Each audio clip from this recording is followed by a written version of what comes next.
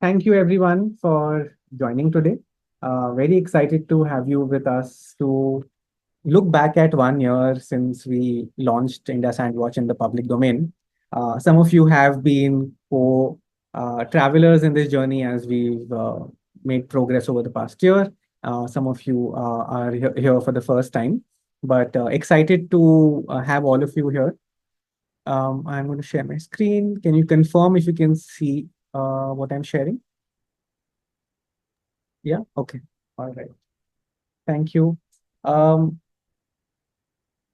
so just a very brief introduction to Vedatam before we jump into India Sandwatch. Vedatam is where the India Sandwatch project is hosted. And Vedatam, what we're trying to do is transform the environmental governance landscape in India. And we're doing this by A, empowering communities to be able to take action, and B, create empathetic environmental leaders for the future. And you'll see as we talk about the projects that we have on how we're trying to do this. And technically, we are a not-for-profit research, media, and action-oriented organization and registered in Calcutta as a Section 8 company. We prioritize working at the intersection of environmental and social justice. We realize that environmental justice is impossible, but climate justice is impossible without elements of social justice in it.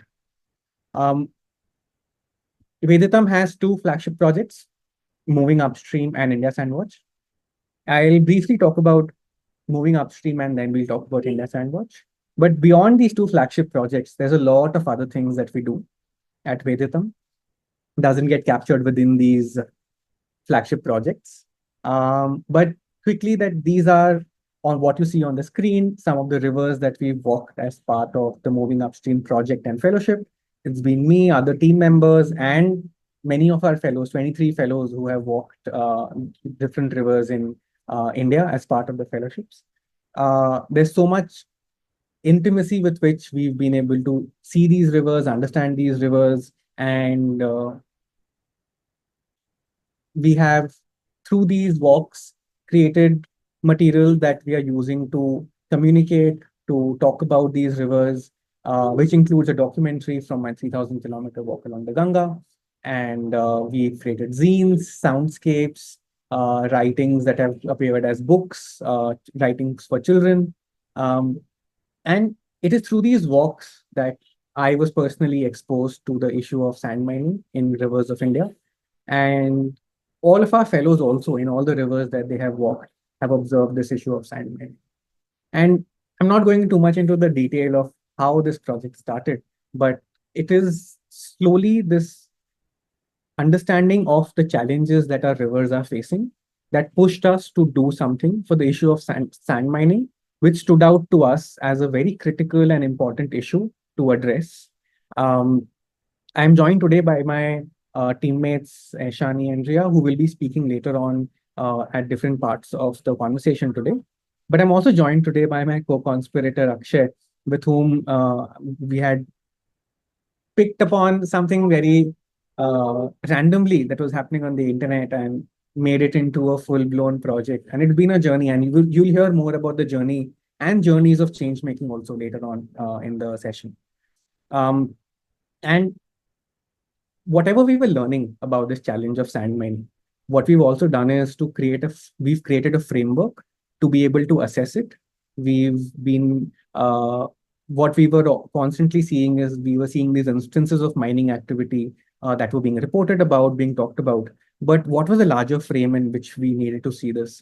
And once we looked at the whole flow of sediments, right from where they were created, all the clearances, all the way till where it reached the market, we realized that sand mining is not limited, or the violence emerging from sand mining is not limited only to where the mining is happening.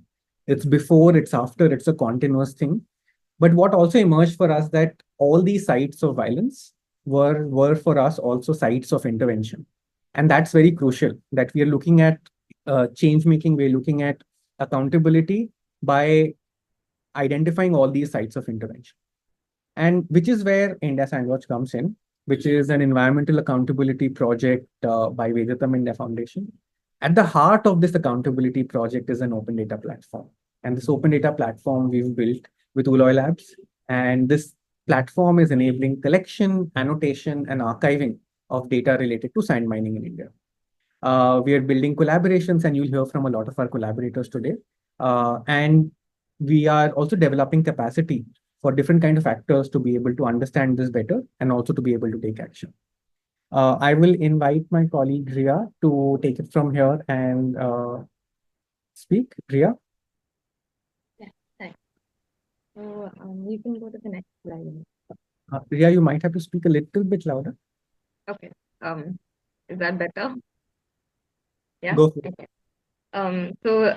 In the last few days, actually, we hit a milestone on the India Sandwatch platform. So you can see that we now have a total of 2,000 reports uh, on the platform on sand mining, which gives us a fairly broad understanding of a fairly large amount of information on the sort of stakeholders, locations, impacts, etc., associated with sand mining. But we also sort of recognize the need to look at the problem from a broader socio-political and legal context to be able to really identify where these illegalities are and what areas we could identify for intervention.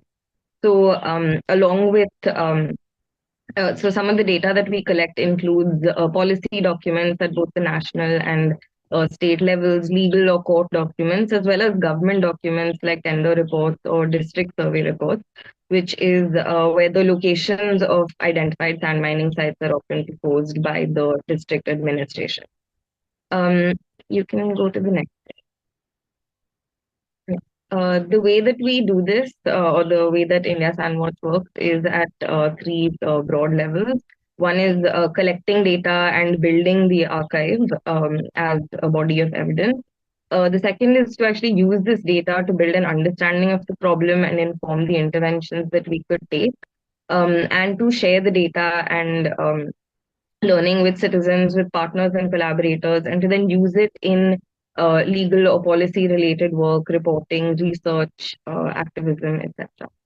Um, just pitching in here, though, that if you want to help build the archive, you can also create an account on India Sandwatch and just start uploading the data. We will also be having regular training and troubleshooting sessions on the process. So if you are interested, you can drop us an email or just let us know in the chat, and we'll reach out to you to sort of help you upload data to the platform. One of the things that we also try to do is to build a deeper understanding of sediment itself. I think we often think of, and then as a result, manage and govern rivers purely in terms of water. And we tend to neglect the role that sediment plays, not just in shaping river hydrology and the movement, but also as habitat for so much life. The role that it plays in supporting communities and livelihoods on rivers, and even in things like climate resilience. So we try to build that understanding and acknowledgement of sediment, and also to sort of use the processes that we implement to create new imaginations for how environmental governance and interventions can be thought of, especially when dealing with challenges that are often at very dauntingly large scales or lack data. Next. So, for example, we organize talks and classroom interactions, and we also run data sprints. So, a data sprint is essentially where we get together and collectively upload reports on sand mining for a chosen geography. It's obviously a great way to build the data archive, but it's also a way to introduce people to the problem of sand mining while offering a sort of collective action-based solution to it.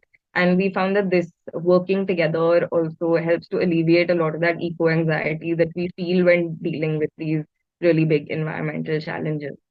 So, in that spirit of working together, I think we wanted to invite our partners and collaborators today to talk about some of the work that we've been able to do together in the past year, and plans that we have for the future. Um, you can go to the next slide. I think we're starting with Akshay from Ulloy Lab, who will be telling us a bit about setting up the India Sandwatch platform, and he also has a special announcement regarding data download. which he will be sharing at the end of his presentation. Super. Thank you. Over to People you. have to stick to the end of my 5 minutes for this special announcement. No, thank you so much. I'm Akshay, based in Bangalore. I'm one of the founders, partners at Ulloy. We've been building the open knowledge framework for the last 5-ish years. And I think Siddharth and I have been talking and thinking about sand mining data for the last 6 or so years, just kind of trying to figure out how we build something, and that imagination went through a few different iterations, and then ended up starting to build open knowledge framework more from a building sort of this open system in which different kinds of data come together, although a lot of our focus has largely been on qualitative data. It's been this amazing process with the now India Sandwich team, sort of thinking through, some of the details of how a platform like this is actually uh, supported to function for different kinds of users to kind of add data, access it, discover it. And I think for us, this is always exciting because uh, building an open data platform can take many, many different sort of forms. And I think the fact that our framework is being used to do something difficult like this, it's extremely enriching. So when we onboard new people, this is one of the first projects we talk about. It gets everybody excited कि कुछ interesting हो रहा है. And I think this process has been very interesting for us because the way we're building open knowledge framework is very much building with partners. So definitely a lot of push and pull in this process about what sort of features are required, what user experience should be like. And I think the way that the India Sandwich team sort of pushes us, to think about some of the ways that we manage data, the way we make it accessible, has been hugely transformative for the framework in general. And one of the big features that, probably one of the first platforms. So our platform is used in many different contexts.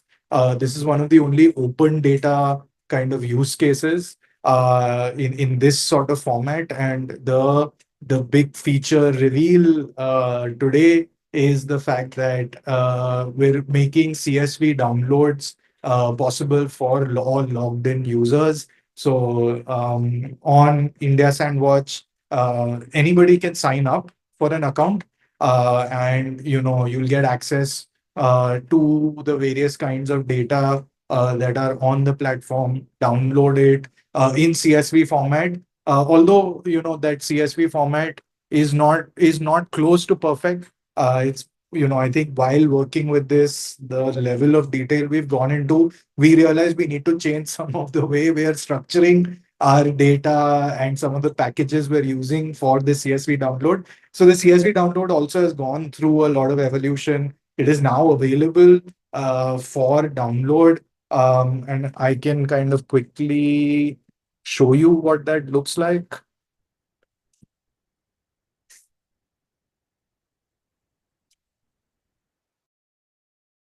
See?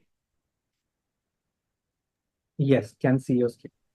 Okay, so this is the platform, the India Sandwich platform, and you can access various kinds of data that are being added. So case reports are are ways in which ground truth, actual observations of sand mining are added to the platform.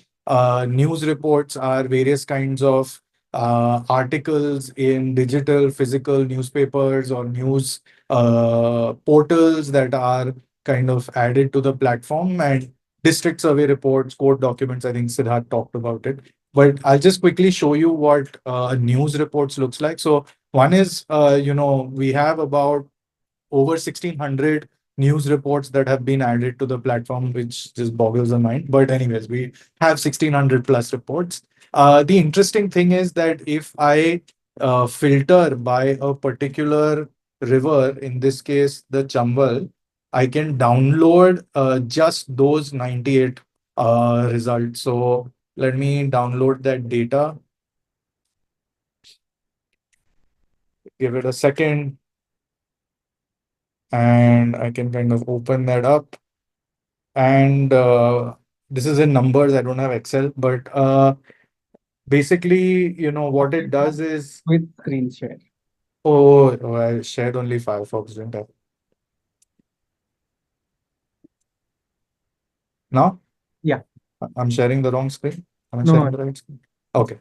So it's the CSV that you download will have some information about the license. So the fact that it's a Creative Commons attribution license, you can read more about it on the platform also, some of the data policy, etc. But if you look at the CSV itself, it kind of sets you up with a lot of the data that's on the platform. And then it would require somebody who wants to do something with the data. You would have to then take the CSV and do some sort of processing, analysis, etc. on it. But the idea here was very much that an open data platform isn't one where people can't en masse sort of access the data and do other things with. One of the other exciting things that's going to happen, because downloading and working with CSVs is also potentially painful, and there are limited sort of use cases with that. What we want to kind of enable also are data storytelling projects, web apps, etc., that are connected directly to the Sandwatch platform. So very soon we'll be making API documentation available as well. So API out, not writing APIs, but reading APIs to be able to build applications on top of Sandwatch. And I guess there will be spaces to sort of showcase some of those projects. So that will happen. Time reminder. I'm done. I think Ishani, I think, has some interesting sort of things that she's done with the Chambal data. Uh, Thank you, Akshay, for showing us how the downloads are going to work on the India Sandwatch platform. And we're excited that all of you will now either having an account or create an account and download the data, try it out, share your feedback with us. We'll be happy to hear that. So Ria did mention that we have reached 2,000 reports on India Sandwatch, and downloading the data, the 1,600 plus news reports, we thought we'd share some insights that we got from the data already archived on the platform. So here you can see the top 5 states on the India Sandwatch, which have most news reports from these states. You can see Maharashtra, Madhya Pradesh, Uttar Pradesh, Gujarat, and Tamil Nadu. So these are, I'd like to say that these are the states on which reporting has been done, which has been archived on our platform. There might have been some sort of upload bias or reporting bias. We've also done some data sprints focused on these states. So maybe that's also the reason we have this sort of distribution. You can also see some insights that can be gathered, timeline that can be created, and some such insights can be created. This another thing that also that we tried to do was look at what are the themes that these news reports are trying to cover, and it's very evident that incidents are most reported in these news reports. And depending on anyone's sort of research interest, such insights and analysis can be created from this open data. Yeah, so the file that Akshay just showed us on the river Chambal, we sort of formatted it a little just to show you that this is what it would look like when you start working on the downloaded data. And this was the sort of possibilities that can be created from the downloaded data. We did this for after the Chambal data sprint that we co-organized with Wildlife Conservation Trust. It can be seen that this data can be spatially transformed into a map, look at districts from where most reporting is done. We also tried to understand that what is the sort of distribution which news publication reports on sand mining in this area, what are the regional sort of publication houses that have brought out reports. We're also planning to create media toolkits to report using evidence and data from the India Sandwatch platform and work with journalists, train them how they can use this platform. So that this also helps us getting more insights on that.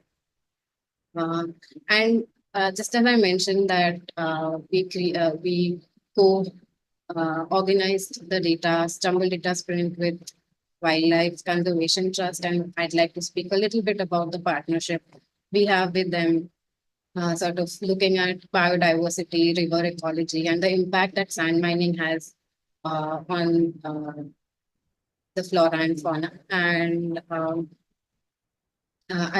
today we have sort of we have Tarun Nair with us, who will be speaking more on this and also demonstrating how we can upload a case report. We have had a lot of contribution from them from the ground. The sand mining observation that they've had has contributed to the India Sandwatch guidance. Yes, I'll invite Tarun to continue from here.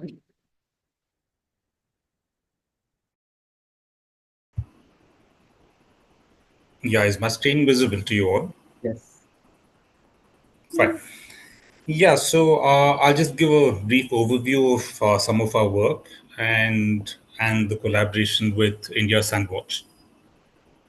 So I'm with the Wildlife Conservation Trust, and we have two programs that are focused on rivers. The first program, that's the real program, or the Riverine Ecosystems and Livelihoods program, that's focused largely on looking at how wildlife and fisheries interact in the Gangetic Basin. And the Makara program is attempting to develop a conservation roadmap for Gharyal specifically. And within the same landscape, primarily focused on the Chambal River, with sites along the Ghagra, Gandak, and Son rivers too. So yeah, so these are the areas that we work in.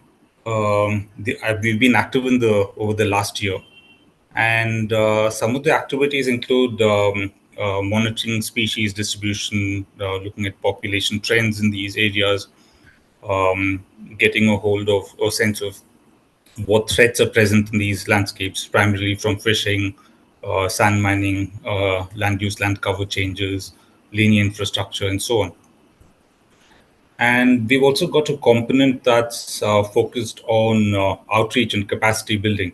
And we've been trying to highlight the sand mining issue even amongst these groups, target audiences, especially school students in these landscapes, because they often are witness to mining, large scale mining, and the violence that's associated with it, without really understanding how, what mechanisms, what drives these sorts of situations.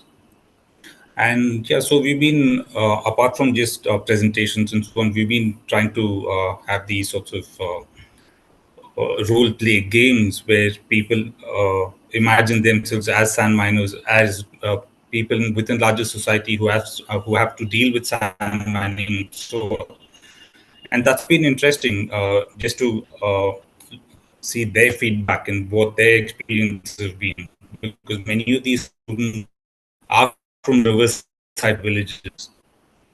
And yeah, we've been developing outreach material and content, and also trying to develop games to allow people to understand, especially students, to understand how what threats are present and how they interact with each other and so on. That apart, we've set up an observatory for the Chambal River, looking at what large-scale threats are present and what's happened over the last 30, 40 years, ever since the protected areas have been set up from the 1980s onwards. So this is an example of what's happened to forest cover over this period. We're also looking at encroachments within the protected area, and Another threat that we're tracking, trying to keep a tab on, is fishing within the protected area. The Gharial, because of its unique morphology, geomorphology, is extremely would be susceptible to getting caught in fishing nets. And we often see several animals either drowning in fishing nets, or if they manage to free themselves, you see these sorts of sites where animals are entangled, and these animals likely drown or starve over maybe 2 or 3 months. So apart from that, sand mining is a big major issue in most gharial habitats, especially in the peninsular rivers, because the sand available in these rivers is sought after in the construction industry. And we're looking at long-term changes, especially in critical nesting areas, because they also overlap with areas that sand miners target. And so these are sites from well-known nesting site on the Chambal, which is known as Tigri Thora. And I'll share some images that some of you might have seen earlier on what's happened over time at these sites. So this is what the sand mining site used to look like a few years ago. And between 2015 and now, we've seen some large-scale changes in terms of what's happened to this particular nesting site. And this site is almost unusable for gharial nesting or breeding currently. So we've also tried to get some statistics on how this has changed over this period, and we can see this particular site is today less than half of what it was when we started keeping tab of the condition of this particular breeding site. So yeah, so when India Sandwatch was set up and we got talking with Siddharth, this was a natural fit for us because we've been collecting collecting sand mining information for a while without really giving that data any form or doing very much about it, apart from communicating it to forest departments and so on. But there was no real analysis or examination of that data. And so that the first data sprint that we were part of was a very useful exercise in the sense of being able to put our own data together, giving it form and structure. And we hope we can continue having these sorts of events. And we also we've been adding data to it since then. We've got another treasure trove of data from the other rivers that we've surveyed, but not had a chance to upload it. So let's see if we can do some of that today.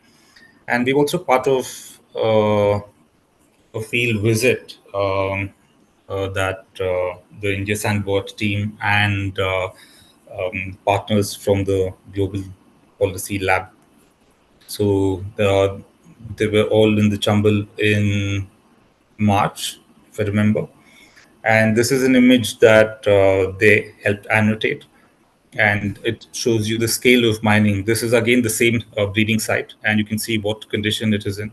And so there are many other sites that face these sorts of challenges. And so this has been our journey with India Sandwatch over the last year, and that's it for me. Thanks so much, Tarun. This is very delighted to be partnering with WCT and working on this. Nachiket, I think, is here, but Nachi, are you there? Can you respond? Okay, he might be in a meeting, but he's out in the field. Hi, Nachi. So Nachiket, you're on mute. Yeah, go for it. Am I audible now? Yes, you are, Nachiket. Okay, sorry, I'm in a field location on the Tons River in Uttarakhand. So, so sorry, my internet may be shaky. Hello. Yeah, we can hear you, Nachiket. Okay, yeah. Hello, can you hear? We can hear you. Go on. Okay, okay, yeah. Yeah, so nothing. So I just want to take this opportunity to, congratulate the India Sandwatch team, everybody involved, including the citizens who engage regularly with the initiative on the first anniversary of India Sandwatch. And I actually hope we don't have too many anniversaries, because you know why? Because Yes. that would mean that the problem of sand mining is getting addressed at a rapid rate, right? So my apologies for not having the best internet over here, but yeah. So I will just not say too much. I'll just congratulate everyone, and particularly with respect to what Tarun mentioned about the Chambal. I'll just this is the one river that we really have to, it's right up there on our priorities, given that what we will lose if we lose the Chambal to sand mining will not be recoverable in terms of the fauna and the geography and the ecosystem. So I think Sandwatch has really given a great impetus to also to our work, like Tarun mentioned, to sort of tackle this challenge, which is a mountainous challenge, in our own way. No matter how small the effort looks, it adds up. Thank you. Thanks, Yeah. Nachi. Yeah. Yeah. And recently, Nachi and his team, like what Tarun mentioned, they had done surveys on other rivers in the Gangetic Basin. Because of paucity of time, we had earlier thought that we'll show you how to add a case report to the India Sandwatch platform, but also to respect everybody's time, we'll not do that right now. But what we'll do is I will share my screen again, talk to you about a couple of points, and then I'll invite our next partners to sort of speak. Uh, the crux of why I wanted to sort of take this time to talk is when we started working on this issue, and it continues till today, that there is a very strong need for us to work collaboratively and in an open fashion. And in the spirit of that is why we've also opened the India Sandwatch data to everyone. You create an account on the platform and you download all the data. You cite it, hopefully, but the data should be available. We should not be duplicating work, right? The other thing, when we started working on this issue, we saw was people constantly, we had to run behind people on, can you share data of observation of mining that you have seen in the river? And it's honestly been tougher than I had imagined it to be for people to share observation data of where they have seen sand mining in India's rivers. And for us, the WCT team has stood out as such a shining light. They're like, here, take the data. This should be in the open. I remember talking to Tarun and him being like, yeah, I don't know why this is still sitting in an archive in my computer. It should be open. So we want to bring that ethos of open into the conservation space as much as we can, along with everybody else who's also trying. Uh, we want to leverage technology to be able to work at scale, because some of these challenges are so huge that individual action sometimes and often can be very limiting. But while there is technological misuse happening, what are the ways in which we can use technology and open to actually conserve and build uh, sort of space for conservation and people, right? How do we use emerging technologies? How do we do long-term monitoring? And I'm very excited to invite Suraj, who's currently pursuing his PhD at the Berkeley School of Information, who's also our partners on talking a bit more about building tools for monitoring at scale, and then making another very cool announcement, which I'm absolutely thrilled about. Suraj, inviting you to share. Yeah, hi. Am I audible? Yes. And can you see my screen? Not yet. You have to. Oh, yes, we can see your Yeah. screen. You can see the screen. Cool. I switched back to slides because there's an animation that didn't render in the PDF. But hello, everyone, and thanks for having me. Congratulations to Siddharth, Ria, Shani, and everyone else, Akshay, and everyone else working on India Sandwatch. It's been great to watch how the website and everything you've done has come together over the last year. So I'm super excited to be here. Thanks for having me. As Siddharth mentioned, I am a PhD student at UC Berkeley. My interests lie in using machine learning to think about how you can use machine learning in social science settings. And together with my collaborators, we've been trying to think about how you can use tools which combine machine learning and satellite imagery to detect and monitor sand mines at scale.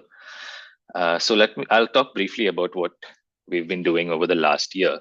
I think as Siddharth and Tarun and Akshay and everyone have been mentioning, we all know that sand mining is one of the most pressing environmental issues facing us in India and perhaps in many other parts of the world these days.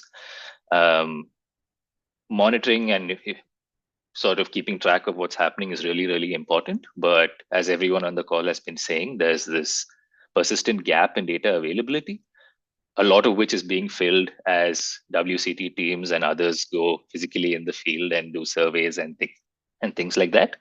But in India, especially, there's perhaps 400 major rivers, and physical monitoring is simply not feasible or cost effective at the scale you want it to be.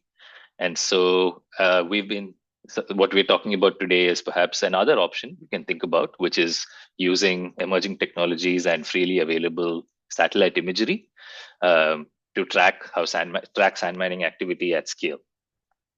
So let me show you what I'm talking about. In high resolution satellite imagery, which is now freely available and accessible, including to all of you on this call, you can actually see and track these visible signatures of sand mine. This animation on the left is showing you, I think, an 18-month time lapse over the Katha-Jodi River. And you can very easily see when the mining activity starts and then sort of how it changes as the monsoon comes and goes and brings new sand with it. So what we've really been doing over the past year is training computer algorithms to look at thousands and thousands of satellite images and then identify in those satellite images when these patterns start appearing. Satellite imagery has a bunch of nice characteristics that make this possible, but I won't jump too much into the technical details of it.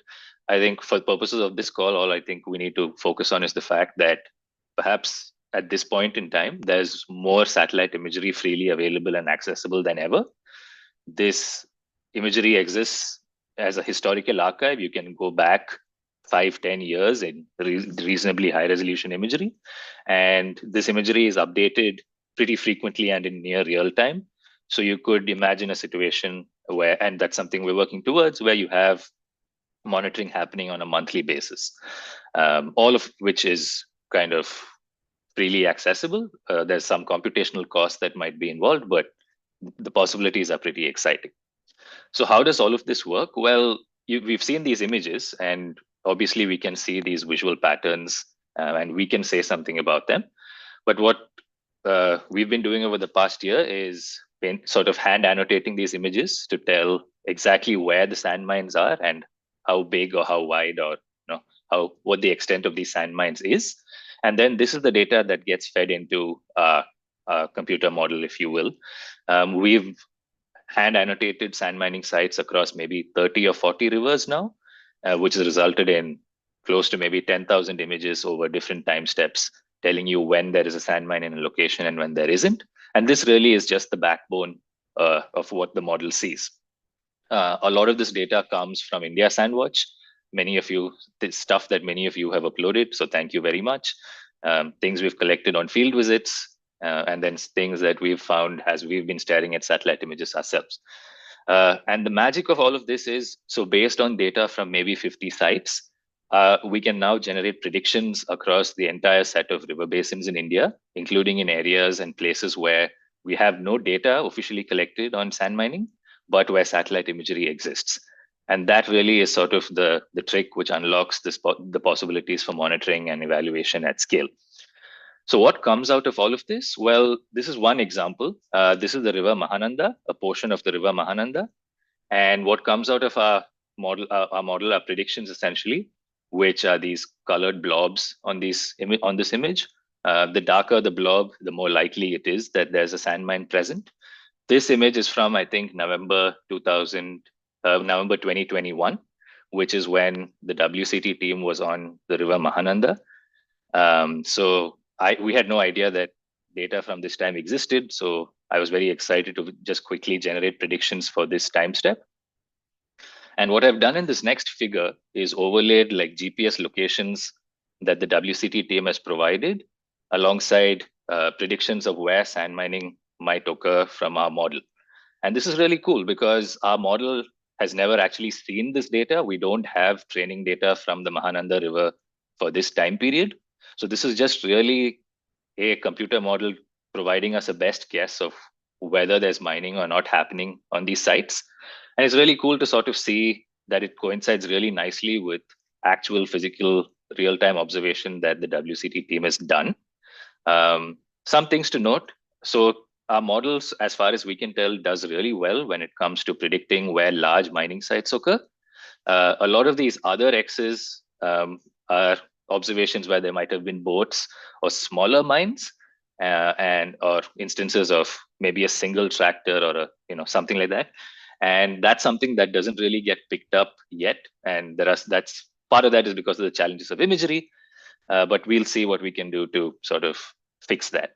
But the broad idea is lots of satellite imagery, easy to train machine learning models with some computer magic. You get some very useful outputs, and we're excited to see where this goes. Here's the full site again. So what's coming up? Well, I think what we're planning to do over the next few months is upload all of these model-based predictions over a 5-year time period from maybe 2019 to 2023 onto the India Sandwatch website. Siddharth, do you want to show us where this lives? Yeah. If you are on a browser, just go to Sandwatch. We can show it on your browser.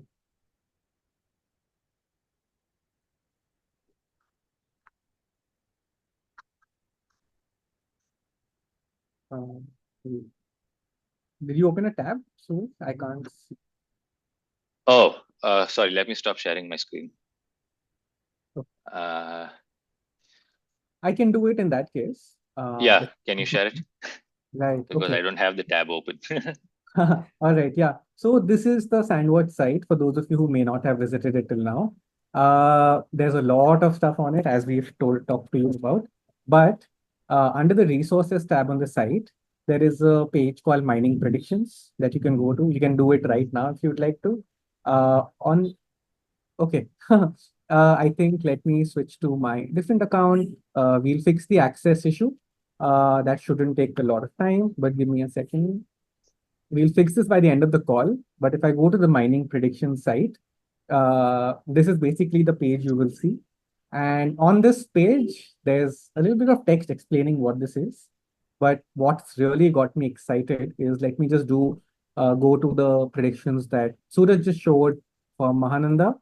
And you can choose the river. We currently have predictions from 5 rivers that have been uploaded. So I'm selecting Mahananda and say there are 4 timestamps for which this data is available. Let's go to the one that Suraj was on, 2022, right? Suraj? 21 November. 21 November. Okay, so 1st November 2021. And the map sort of shows you I'm just zooming in to show you what it looks like. And we zoom further in, and we can see that as we zoom in, the heat map sort of uncoalesces and shows you where mining activity possibly was happening. And at least as far as I'm concerned, this is pure magic. And I'm very excited about what this opens up in terms of communities being able to monitor, citizens being able to monitor. The base map, as of now, is a static image. It's not uploading to the date of the prediction. That's something that we will work on in the future versions. But I'll pause there. I'll give it back to Suraj to complete what he was saying. Yeah. Thanks for that. As Siddharth said, we're super excited about the fact that we can put all of this data up on the India Sandwatch website. I will say for right now, the predictions that are there are very, very preliminary results. So please take them with a pinch of salt. There might be some issues that we haven't identified yet. But over the next few months, we'll be generating these predictions for pretty much every major river in India. And we'll hopefully start uploading those on the website soon. Pinch of Sand, yes, good one. I just want to quickly wrap up by telling you what we have next. We're very excited about the possibilities that this now creates to perhaps identify illegal mines by comparing with available data on legal mining. We're very interested in thinking about whether these ad hoc bans that people have been putting in place in India actually help in addressing the problem as far as sand mining is concerned, or whether it's making things worse. And I think most exciting for me personally is the opportunity to think a little bit more now that the data constraint might perhaps be solved, about potentially working on analyses that quantify the socioeconomic and environmental effects of sand mining. But that's all I have to say. I want to thank the India Sandwatch team and everyone else involved once again, and also the WCT team for sharing data with us. I also want to shout out my collaborator, Ando, I don't think he's here because he's traveling. But yeah, this is something we've been working on together for a while, and very happy to be here once again. Thanks. Reach out to us with questions if you have any. Yeah, thanks, Suraj. So we also work to make data on the platform, like Suraj and Sid just showed you, and the learnings that we have to make them open and accessible, to encourage more informed reporting on sand mining, where able to build an understanding from the data of what kind of reporting exists, what themes are being reported on, and maybe what the gaps are. For example, we found that a lot of reporting tends to be around incidents of mining and violence, but that things like environmental impacts or socio-ecological impacts are rarely reported on or attributed to mining. So we're also planning media workshops and toolkits for members of the media to allow for this for training on more nuanced and informed reporting. And on those lines, we wanted to call our collaborators and partners from Youth Ki Awaaz to talk a little bit about the media and campaigning work we've been doing together over the last year. I think either Anshul or Simran will be presenting. So I'll start talking. First of all, congratulations again to the entire team and all the partners. It's been really great to hear all the work that you've been doing.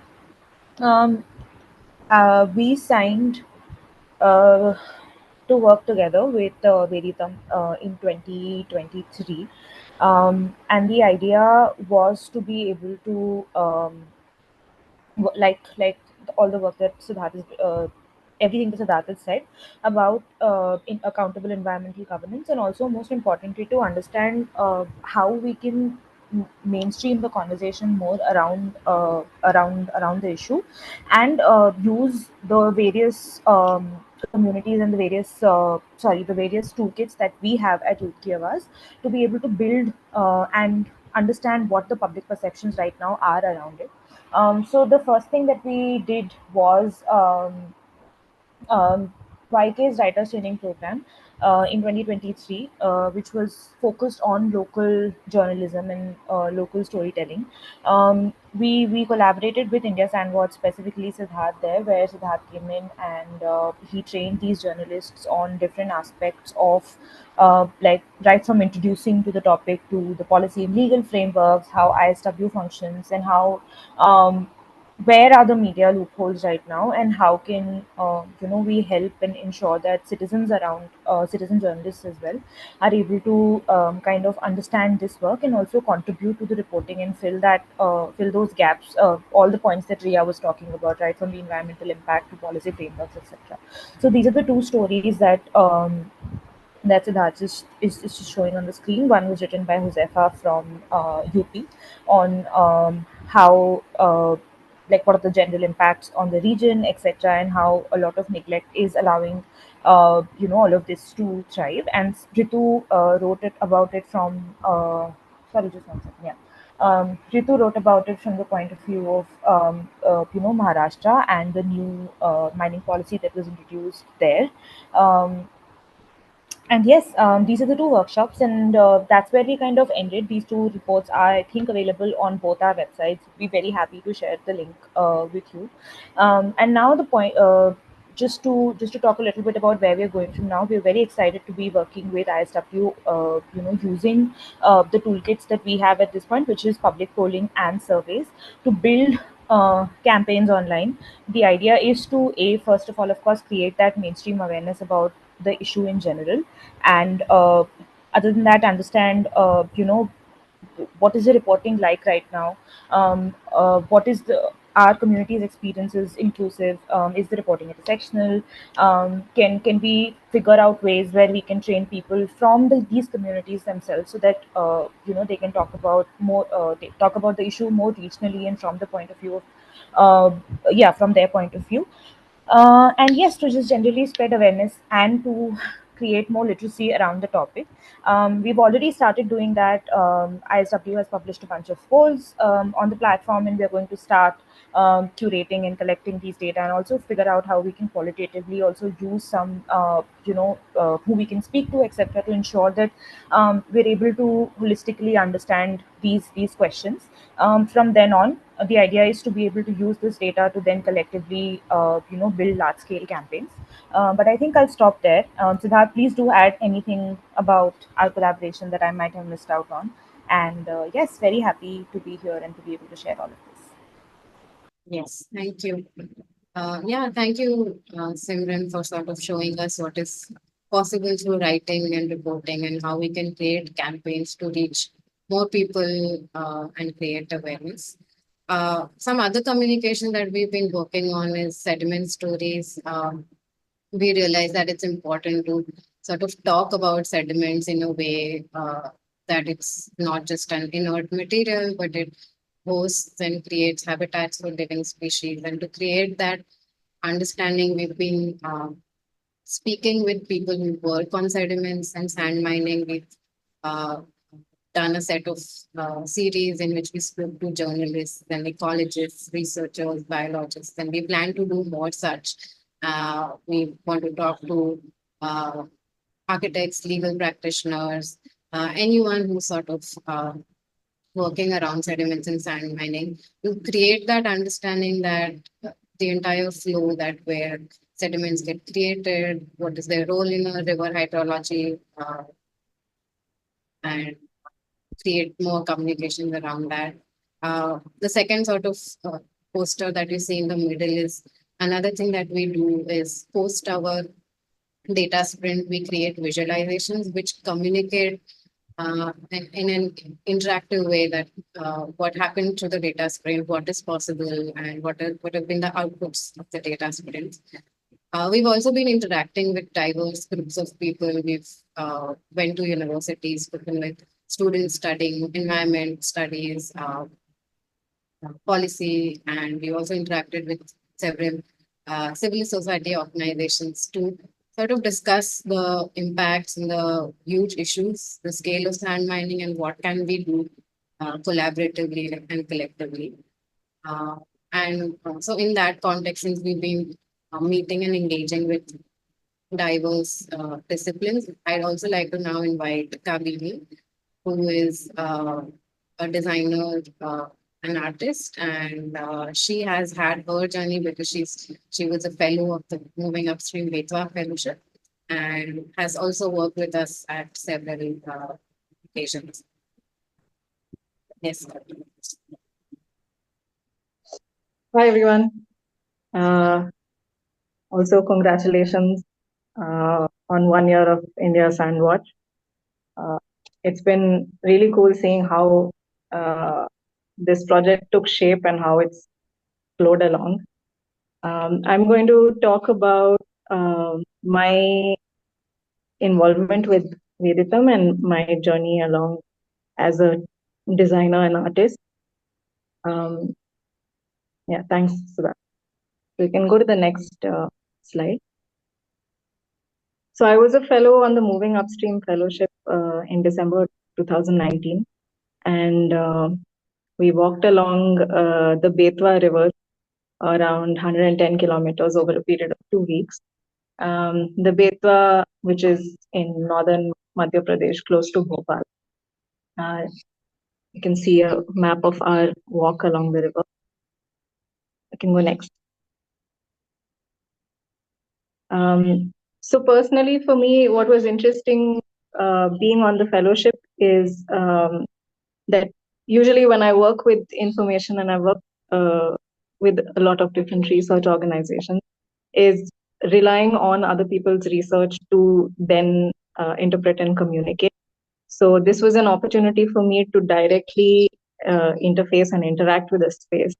And to see what were the questions that I was interested in, what are the things that I wanted to pay attention to in a place with people in a landscape and in the environment. There were, of course, many different sites and experiences that I got to experience. Speaking specifically of sand mining, there were places where I did see a lot of soil and sand being mined. And on the right, the image that you can see is me sitting along a pile of shells that are been sifted out in the process of sand mining. And these were fairly small scale mining happening over here. You can go next. In one village in particular called Biri, where we had stayed overnight, the banks along the river were just rocky shores. And when speaking with the people there, we got to know that actually the banks used to be a wide sandy shore, which used to host Mela every year. And because of sand mining, now there's no more sandy shore and there's no more a ground to have a Mela. And this kind of cultural loss that also happens because of sand mining, I think is something that gets missed out a lot. And we don't think so much about how it affects communities culturally and socially as well. You can go next. This was my process of documentation along during the fellowship. So different, looking at the flora and fauna, animals, the spaces, the ways people interact with the river, food and food practices, and also the various kinds of the various temples and religious sites that are there along the river. And also looking back, I realized that a lot of places that we just considered as being rocky shores are actually places where the sand had been entirely mined out and with just rocks left. We can go next. So some of the work that I created after the fellowship, two zines which you can see on the left, which were created almost immediately after I came back. One is called Edge to Edge, which was a visual report of my entire experience and all the things that I saw along the river. And it's in a horizontal scroll format. The other one's called Switches Be Crazy, which is a poster. And it is it's an ode to these switchboards that I got to see along the river, throughout along the river banks. That also speaks to the changing nature of relationship between people and the river. Because of the kind of damming that's happening on the river, the irrigation patterns are changing, therefore a lot more motors. So I found that quite interesting, both visually and as a visual motif and as a motif on how the relationship is changing between people and the river. 3 other publications were created in the following year with support from Rights of River South Asia and Veditam. One called On Adornment, where I was looking at practices of decoration and adornment that I got to see during the fellowship, and the way people decorate and adorn themselves and their spaces and their things that belong to them, and how that's a way of meaning making and relationship making. The second one's called How Many Steps, where I was thinking about the act of walking itself, which is so significant to the Moving Upstream Fellowship, and how this act of deliberate placing one step after the other creates a certain mind space for us to be able to look at the world a certain way. And the third one is Ritual Water, which was a set of postcards on the different ways that people engage with water and the river. And these were all direct scenes that I saw when I was walking along the Betwa that were created into illustrations. So for me, what has been really interesting working with Veditam and consequently India Sandwatch has been the space that it creates for diverse expression, for people from different backgrounds to come and experience a river and translate that into their own mediums. And the fact that there are so many different kinds of people in this one space makes it truly multidisciplinary and allows for ideas to kind of ping pong off each other and create something truly new. So coming to India Sandwatch, I also did design the logo and the branding for India Sandwatch. I won't go into too much details of that. I believe a lot of you would have seen the logo, of course, and then posters and other media that I helped design and set up. You can go next. So in terms of storytelling, Siddharth speaks a lot about this moment that he saw along the Ganga that left quite a lasting impression on him, and in a lot of ways was the initial trigger point for him to start thinking about sand mining, which was this line of trucks and boats that he saw on the Ganga that were carrying sand being mined away. And I think it's important to hold on to those moments that create such a strong reaction in us, because that becomes point of inspiration, and it's what makes us want to follow through on an idea. You can go next. For me, looking at these satellite images, these are of the river Narmada, that are just so visceral. Seeing this, creates an immediate physical reaction in me. It looks like some kind of infestation of pests, of borers, of termites. And so I kind of hold on to this image and look at it every now and then whenever I need to think about the impact of sand mining and the scale of it. You can go next. And earlier this year, along with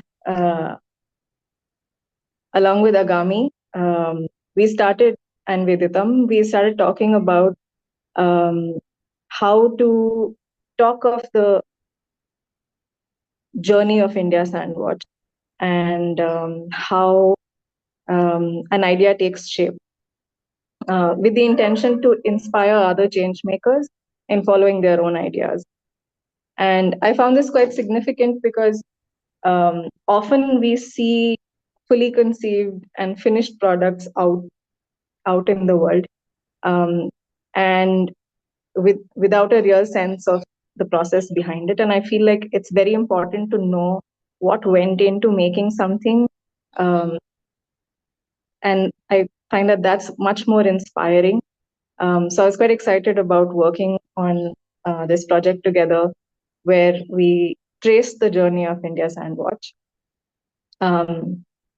So it started with a freewheeling chat with Siddharth, Aditya of Agami, and me, just talking about the story, the point of conception, the points of inspiration, the people who came together, how the idea morphed and changed, the challenges that they faced, the setbacks that they faced. And I started sifting through it and trying to think of ways to communicate this story. And the first point, of course, is that ideas are never linear. They shape in these ways that are not point to point. They move around, they change course, and they're completely non-linear. Can go next. And so I started thinking of metaphors to describe this journey. Go next.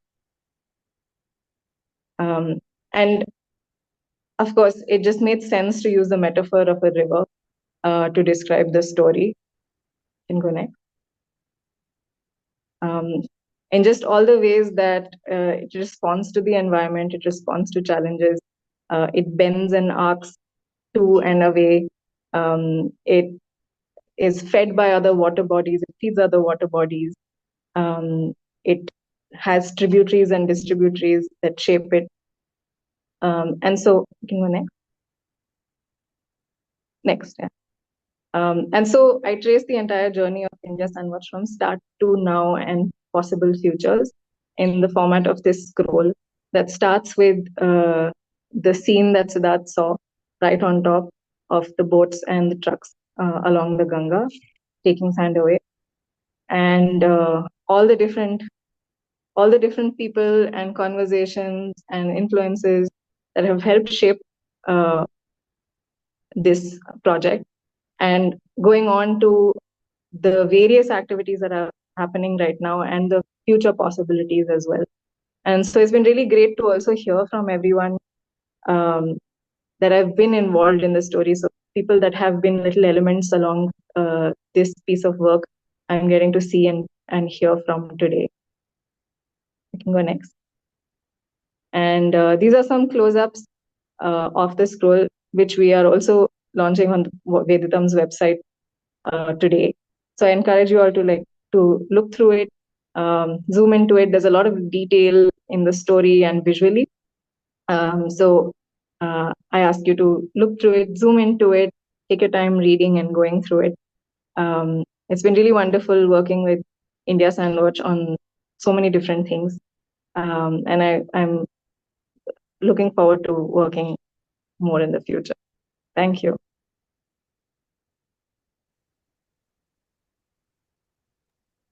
Thank you so much, Kabini. It's been sort of magical and so interesting to work with so many partners and to have so many perspectives and not just limit ourselves to, oh, we know everything and we know everything that's right and that needs to be done. And I'm very thankful for everybody who has, actually come forward and said, we will work together. Because the challenge of how legacy non-profits in India are is everybody's working in silos. And I repeat this again and again for myself to not become that and not start working in a silo myself. So, which is why we have so many partners. I just have a couple of things to say before we invite our special friends from Agami to talk about the work that we have done with the scroll and what we are doing in the future. So this is a snap of print of the scroll that we made for an event last couple of months ago in Calcutta in June. And Ira from Agami was here, and we held a space together for people who are in their journeys of change making, and how this journey of change making could be of use to them or inspirational to them. And with that, I would like to invite Sachin from Agami. Sachin is the co-founder of Agami, and he's joined us today. Sachin, are you around? You're on mute. Oh, hi, sorry. Okay. Hi, everybody. Great to be here. So I'll just say a couple of things. I think Kabini said most of it, but I'll just share with you all why is it that we, as an organization that focuses on innovation in law and justice, is super excited about something like India Sandwatch. I think there's no prizes for guessing. Why? Because one of the biggest challenges that happens in the legal innovation space is really the question of how do you plug the gaps in any form of action on the ground. And one of those big issues is data and evidence. And very often that data and evidence is in a very dangerous sort of one person trying to get the data or a small group of people trying to get the data at a high cost to themselves. So this whole category of innovations which are about unlocking the power of that data, making that easily available, making it comprehensible by a very wide range of actors, it's a very exciting development and possibility in the law and justice space, because it will end up empowering so many more people to assume the role of justice change makers on the ground. Whether they are litigating or they are writing or they are campaigning, whatever it is. So India Sandwatch is something that we've seen closely over the last few years, and we've been trying to, I think what Kabini worked on was also trying to tell its story, not just as a story relevant in the environment domain, but in the justice domain, as an example for what is possible when it comes to empowering justice action on the ground. Of course, these are difficult things to separate. To any sensible person, you won't be separating environment and justice. But sometimes it helps because you bring new actors and constituents and get them excited about something, because you are framing it slightly differently. So it's been very interesting for us. Of course, we collaborated on that story, Kabini, Aditi, myself, on getting that story out. And we've also sort of made a commitment that we're trying to put our minds and hearts together to try to gather more people in Calcutta and Delhi who are interested in being a part of change processes. So we are doing very small things, but Autrio, my colleague, will talk about one other thing we are doing later this year, which is aligned with India Sandwatch. But otherwise, just huge fans of the work. I was blown away by what was shared by the Berkeley team earlier this evening. I mentioned something to Sid that, in Brazil, there's this really interesting project called Map Biomass. I don't know how many of you are familiar. There's an entrepreneur called Tasso Azevedo, and they've done amazing work on mapping the Amazon and then trying to map where it has changed from forest to plantation or forest to burn. So do check that out, and would love to facilitate a conversation between Tasso and their team and the folks who worked on this.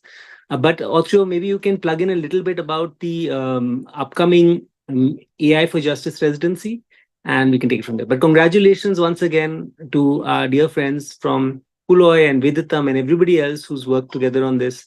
The journey is absolutely what makes it so much fun. Thank you.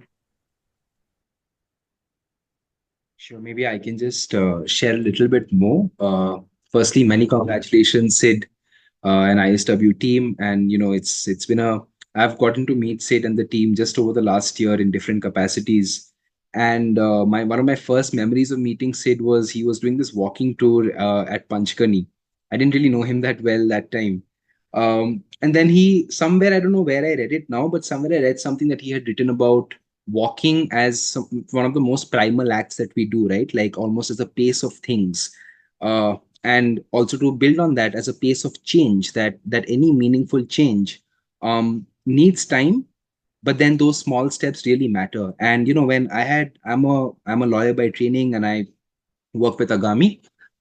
And before I became a lawyer, one thing which kind of I always thought that a judge is presented by good arguments from both sides, and of course has all the evidence before her. So why is it that sometimes we get poor judgments? Why is it sometimes that we see that the like, let's say, an NGT order not, like, let's say, is putting a stop to a sand mining project that's going on? Once I became a lawyer, and incidentally, my first case was also on sand mining, I realized that an NGT judge, or any judge for that matter, unfortunately doesn't always have the capacity to get solid evidence. And over the last couple of weeks, the project that we've been working very closely with ISW, as part of Agami, we host something called the Open Nyaya Residency. It's a space where we try to grapple with very entrenched justice problems. And one of the problems is around building legal capacities for the environment. And within that, we are trying to understand that what really is the best way to build evidence for some of these cases. Because today, firstly, something like sand mining, something like anything which is remotely connected to the environment, it is so jargon heavy that it's very difficult as a lawyer who is, we are generalists at best, to really take all of that evidence, map it in a way almost as a form of storytelling which kind of makes sense to the judge. And that evidence building becomes really very, very challenging, but if done well, can have immense value. And that's also been the reason why a lot of other cases have come out from the NGT, from the Supreme Court, where the game changing factor has been that the evidence was presented in a way which the judge could apprise of. So something that ISW is building and we are working together on is a legal toolkit which lays down comprehensively how to go about collecting this evidence. How do you build it? What are some of the methods that you follow around it? And also think about how then can we action it? How do you go beyond taking, like, let's say, data points and maps and geospatial data and put it in a certain way that people who are interacting with the justice system very closely can action it. And we are doing this, it's actually starting next week. And then we have an in-person residence with the ISW team in September. So super excited for going ahead with this process. And once again, many congratulations, guys. This is really, really amazing work. Thanks so much, Othrio. Excited to be at the residency and build things together. I will now invite my colleague Ria to talk more. Yes. So you've heard from all of our partners about the work that we've been doing and a little bit about plans for the future. So just sort of summarizing that, that in the past year, we've also been able to share the data from the platform with local civil Ria, your society. voice is a bit muffled or Oh, a little bit low. Yeah. is it better? Say something more. Yeah. Is Yeah. it better? Speak a little louder. I think that's the only.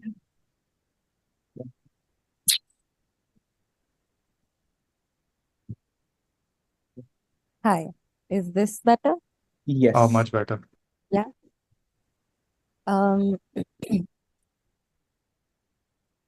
yeah. So we've also shared the data from the platform with like local civil society organizations, administrators, legal practitioners, etc. And the data has found use in informing comments on proposed district survey reports. It's also been used in legal representation challenging sand mining, illegal sand mining in India.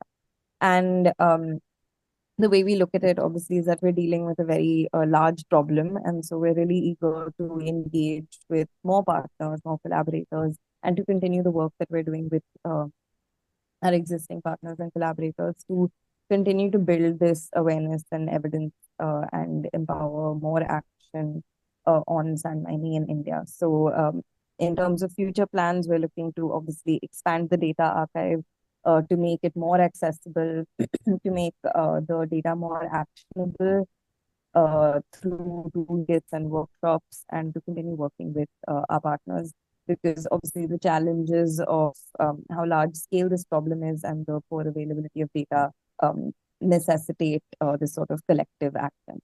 I think Ashani can maybe tell us a little bit about how you can get involved and the kind of support that we could use.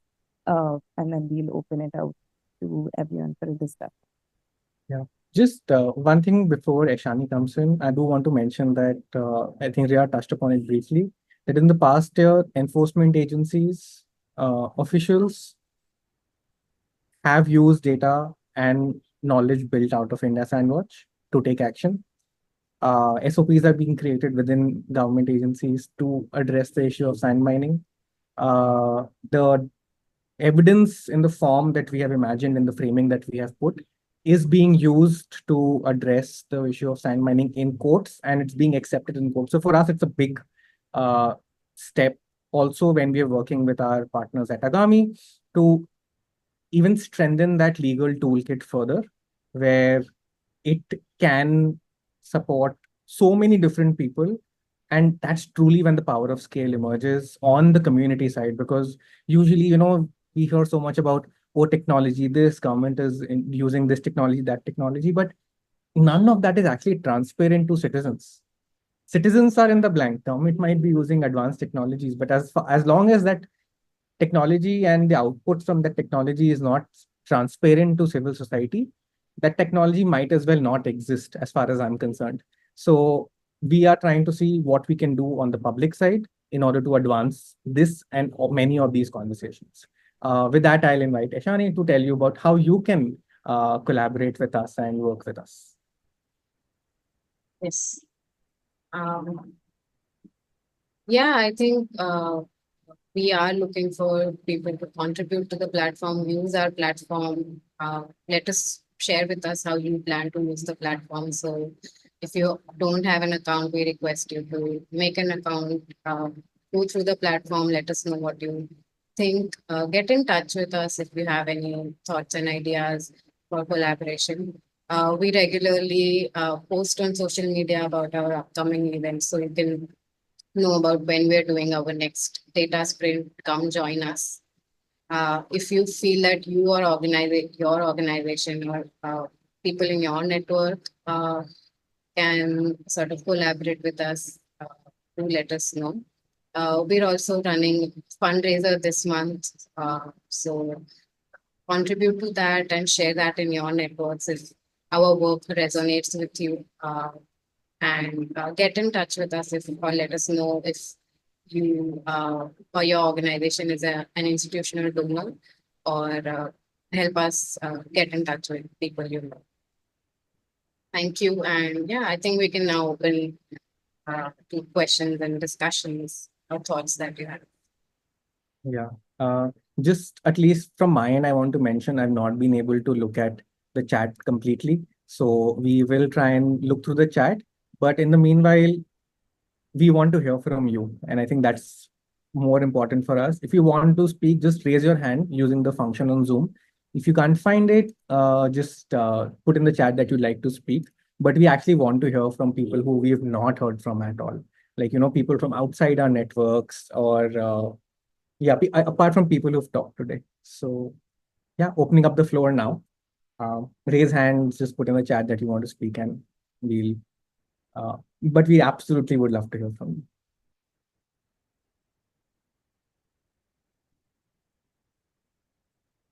Anyone?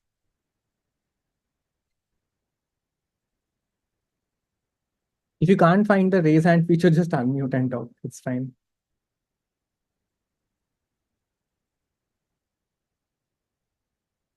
Okay. To warm this space up, do any of our partners want to say something? Akshay, Tarun, Sachin, Otreo. Who else is here?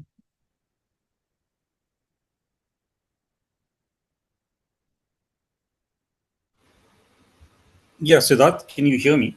Yes, Tarun, go for it. Okay, wait, let me, I've got a couple of things to share. Let me just share my screen. Okay.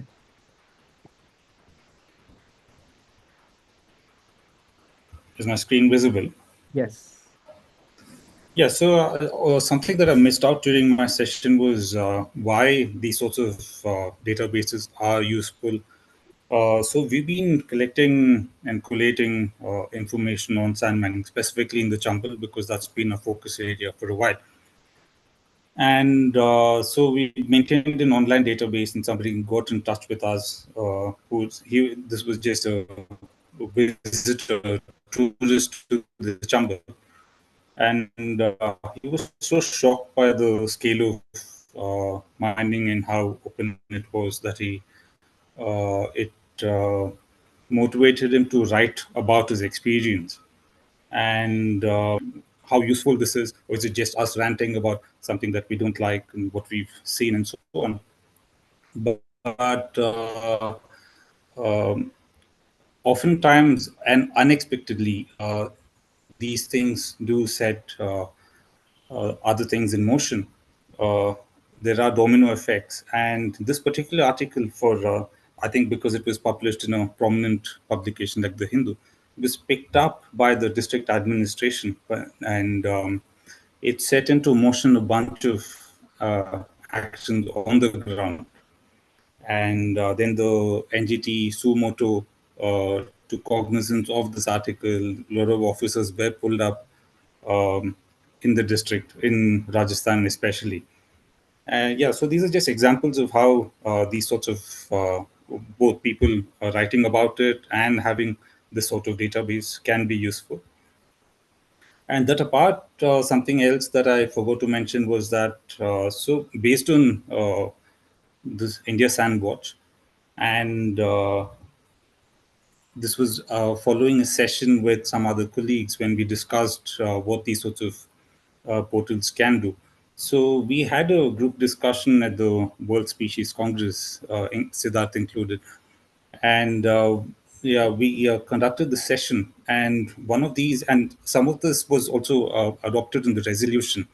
So if you look up, sorry, yeah. So they've, sorry.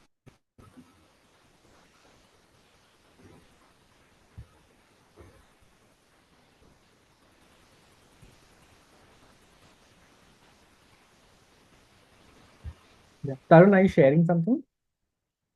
Oh, I think Tarun dropped off the call. Might be an internet issue.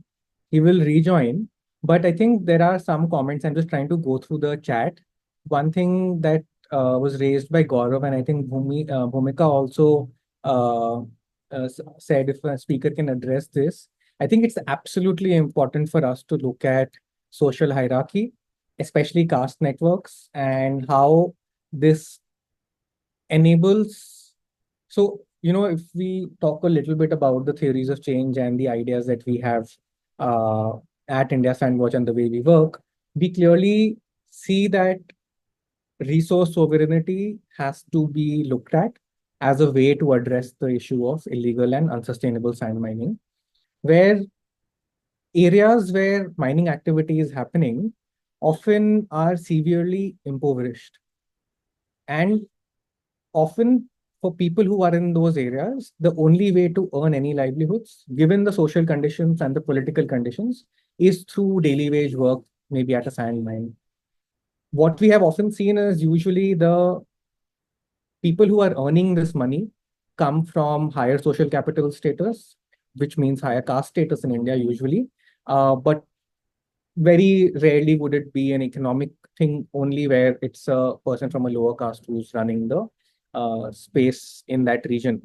So addressing the caste issue becomes extremely important for us to, and again, I say us, but I mean everybody who's addressing this issue. It's not like just India Sandwatch, which is why we're collaborating with so many partners who have to look at different things.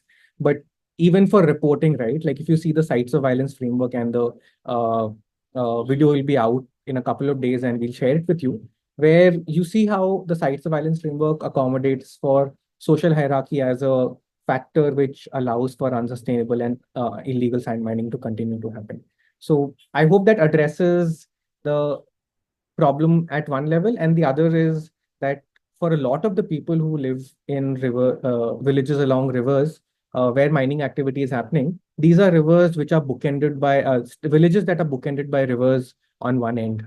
What that means is there are singular roads that are emerging out of those villages that connect them to the market.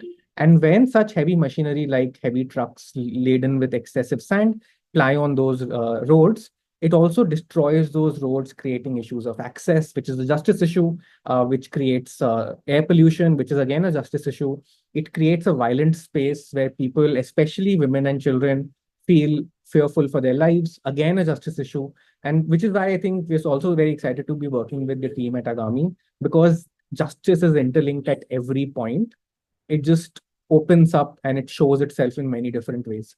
So just addressing that absolutely Gaurav and Bhumika for points you raised, and thank you for raising the points on how I'm not saying that if there was a non-hierarchical society, this issue would not exist. But as of how we see it right now, this definitely works on the back of inequality. Yeah. Does anybody want to add any points? We have an open space. We're trying to keep this informal. Yeah. Even unrelated points are okay. You don't have to respond to this, but even unrelated points are okay. I'm trying to I think. Hello, Ah, this is hi, this is Priyank Patel here. I'm from Presidency University in Kolkata. So we do a lot of work with rivers, and one of the questions we have actually had, we are documenting river sand mining studies in West Bengal.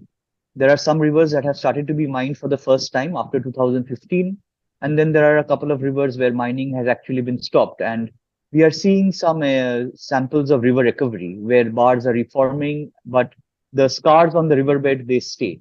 So my question or I'm seeking some insight is, have there been any documented case studies of river recoveries where mining has been stopped? Has the river recovered? To what extent has it recovered? And on a semi-decadal or a decadal scale, what scars of mining are still prevalent on the riverbed? Because we are seeing this in the Kaveri, where after the mining, even 5-6 years after the mining, it's not going on. There are still good, visible marks on the riverbed in certain locations. So, if anybody can provide some insight, thank you. Thanks so much for that question. I think I don't have a full answer to that, but I think at least because we look at this day in and day out, in some places we are seeing persistence of scarring from sand mining, even post monsoon. Like it's not always that the monsoons are filling in the scars, but I think over multiple monsoons, there is a geomorphological change that's happening in the river and scars are getting filled. But I think we should maybe work together on this, and we can include our friends from Berkeley also to sort of expand on this and see whether those. And I think one thing which just emerges from that, and it also addresses some of the questions that are there on the chat, is of temporality and the forgetfulness that we have. Even in the news cycle, that if something does get reported, there is a tendency for us to forget that there is something that had happened. The monsoon comes, it floods the area, people forget. And also because we have so many struggles that we are going through every day. But how do we ensure that those in power and those who are responsible don't go scot-free just because the media cycle is so quick and the media cycle makes us forget, along with the fact that we now have access, like we talked about, archival imagery that's available and archival sort of archives like India Sandwatch that we have. So yeah, just brief point, but I think we can work on this further together. Yeah. Tarun, you're back. You were saying something when you dropped off. You were trying to show something. Oh yeah, no, yeah. So my hotspot ran out of battery. Yeah, no, I just wanted to add that.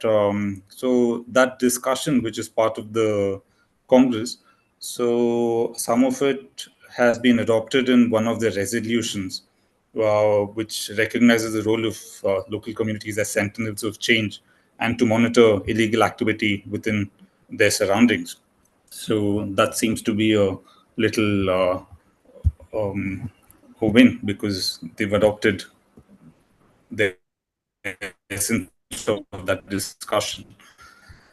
And one other important utility that I see for this is the Chambal itself.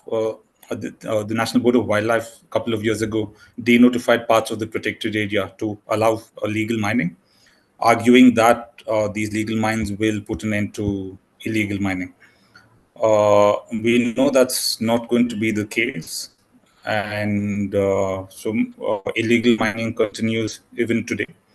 And this sort of collation will help us to make a case why this sort of denotification of the few protected riverine protected areas that we have is not going to solve the problem of or is not going to meet the demand for sand. Yeah. Yeah.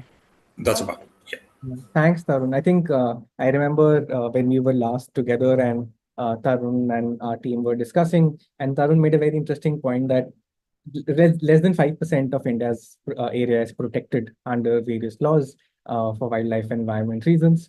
And if 95% of India's area is not able to satisfy the demand for sand, there is no way that you open up 5 more mines in a protected area that will suddenly fulfill the demand that is there.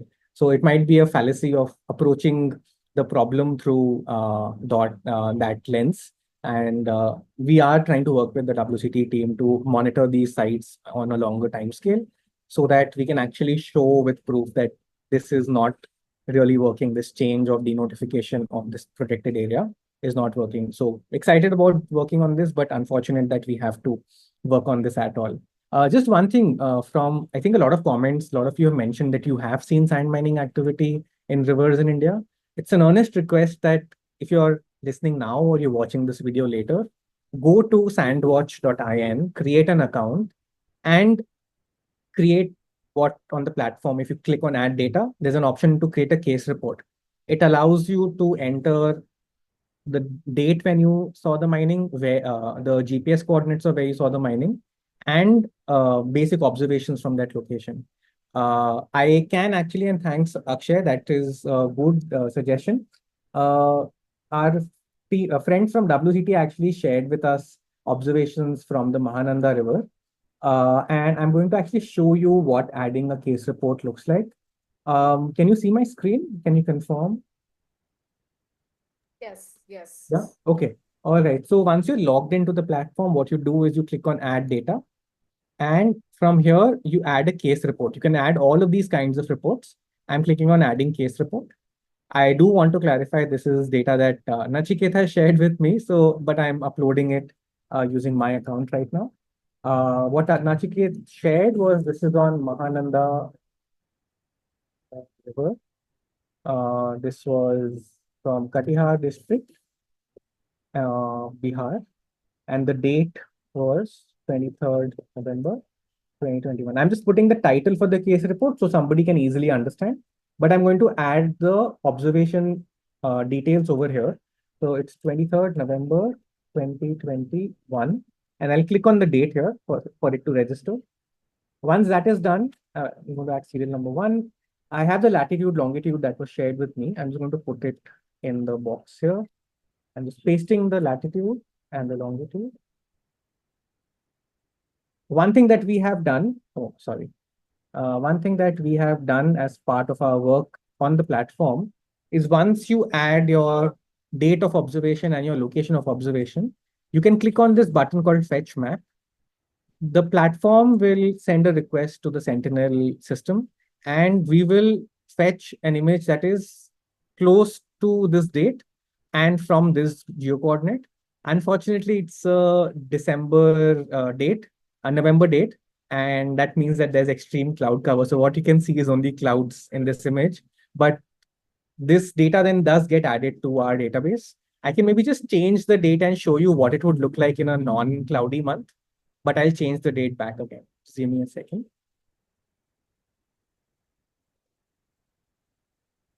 Yeah. So in a non-cloudy season, this is the kind of an image that you could get.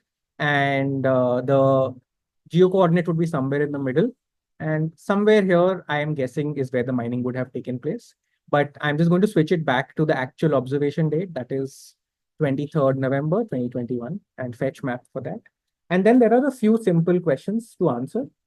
Were machines being used in the process? Yes or no. If you select yes, then you have to specify what kind of machines. In this case, Nachiket had shared that JCBs and tractors were seen on the location.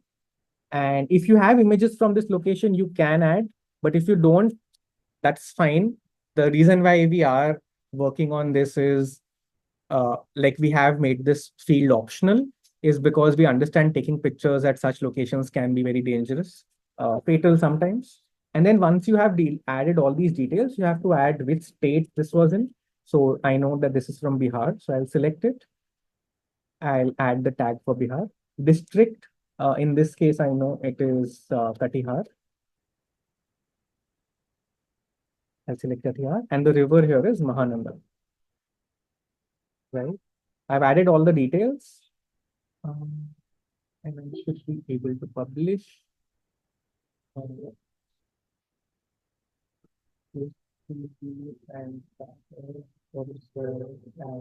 mining location.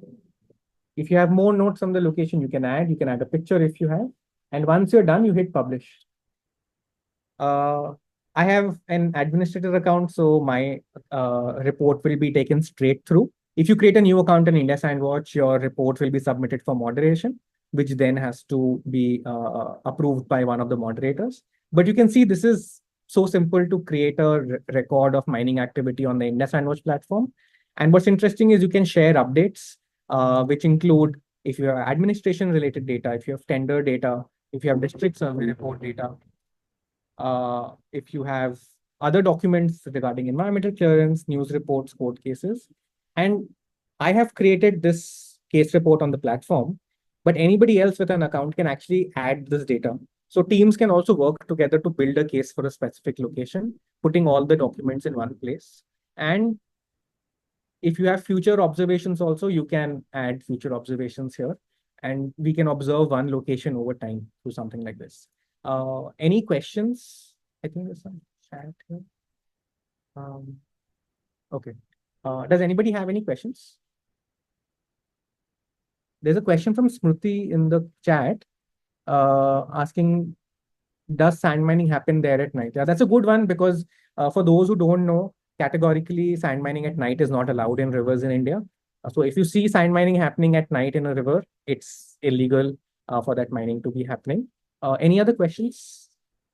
I have only seen sand mining happening at night, which is so weird. Yeah, you should absolutely please report it at least on the Sandwatch platform. One other thing is, we understand that there are sometimes challenges of safety with people wanting to upload. So anybody who's listening to this video later on, or anybody who's here, you can email us the data and we will upload that data through the India Sandwatch account, providing anonymity to whoever the contributor is. That's how we build the system in order to make sure people can have security. Keshav, I think we're not completely sure, but we hope there are many government bodies accessing data from India Sandwatch. Yeah. Any other questions from anyone? But yeah, now that you know how to upload a case report, all of you who said you've seen mining somewhere, please upload case reports or send the data to us. We will upload the case reports on your behalf. Yeah. I think Gaurav also made another question in the chat. Sorry, there's so much I am. Just above Smriti. Right.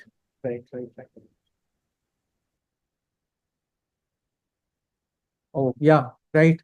Yeah, Gaurav, I think that's a very important point. In fact, I remember the first time I started looking at sand mining, it was on the Satluj. And while looking at sand mining on the Satluj, one of the most striking features I saw was these 6-legged machines on the banks of the Satluj, which turned out to be stone crushers, and there were hundreds of them all along the river. And in fact, as far as spectral signatures go, on satellite imageries, it might be easy for us to actually locate where all stone crushers are, as opposed to mining sites. So it's easy to identify where it is. But I think the deeper dive that you have talked about is important to look. In fact, just last week, there was data released by a consultancy that looks at the real estate market in India. And it said more than 10 lakh housing units in India are currently empty, right? And what this is a speculative housing market that's feeding money and making money for people, while we justify excessive extraction of sand from rivers in the name of constructing houses for the poor. There are houses, expensive houses, sitting while people are homeless, and there is more and more extraction happening. And I think it really fits. It's a socio-ecological, economic problem. I mean, and we have to look at this with so many lenses. Because we're so closely looking at this, we are aware of this, but we'd like to say, for example, if you are a social scientist and if you want to look at this further, please get in touch with us. We would happily try to work together with you. In fact, we're exploring some collaborations with technologists who are able to identify human development indexes or social development indexes using satellite imagery. And we're trying to combine mining areas and these indexes to see how this is sort of playing out. I hope this answers somewhat, Gaurav, your question.